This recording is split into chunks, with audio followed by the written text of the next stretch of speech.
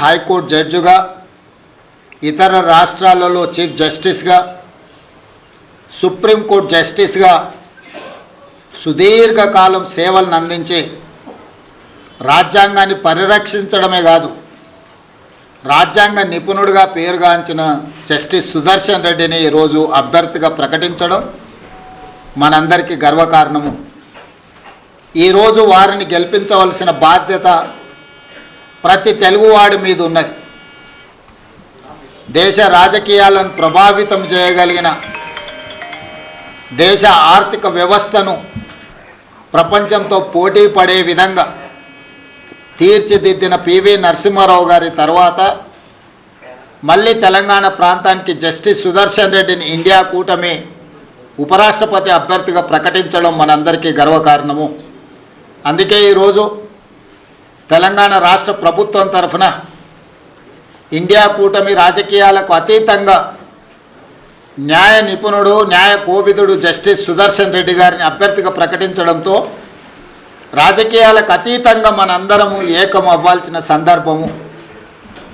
అందుకే ఈరోజు Telugu Desam party, YSR party, BRS party, MIM party, అదేవిధంగా ఉభయ రాష్ట్రాలలో ఉన్న బీజేపీ రాజ్యసభ, లోక్సభ మెంబర్స్కు కూడా విజ్ఞప్తి చేస్తున్నా, తెలుగువాడికి దక్కిన గౌరవం జస్టిస్ సుదర్శన్ రెడ్డి ఉపరాష్ట్రపతి అభ్యర్థిగా ప్రకటించడం. అందుకే మనందరం కలిసికట్టుగా 42 మంది లోక్సభ సభ్యులు, 18 మంది రాజ్యసభ సభ్యులు, ఉభయ రాష్ట్రాలకు సంబంధించిన వాళ్ళందరం ఒక తాటి మీదకి వచ్చి జస్టిస్ సుదర్శన్ రెడ్డి గెలుపులో భాగస్వాములు కావాలి.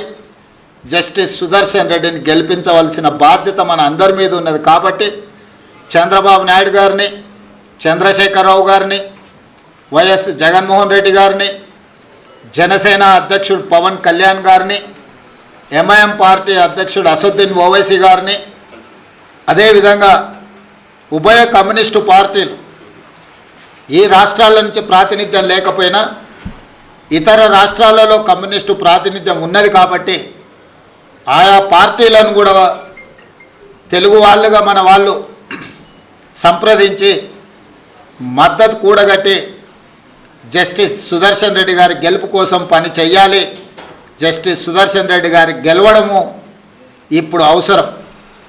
ఎందుకంటే రాజ్యాంగాన్ని పరిరక్షించాలంటే న్యాయ నిపుణులు, న్యాయ కోవిదులు రాజ్యాంగాన్ని ప్రజలకు ఆ స్ఫూర్తిని అందించడానికి ఉపరాష్ట్రపతిగా ఉంటే ఇది దేశ ప్రజలకు ప్రయోజనం చేకూరుతుంది, ప్రజాస్వామ్యం కాపాడబడుతుంది.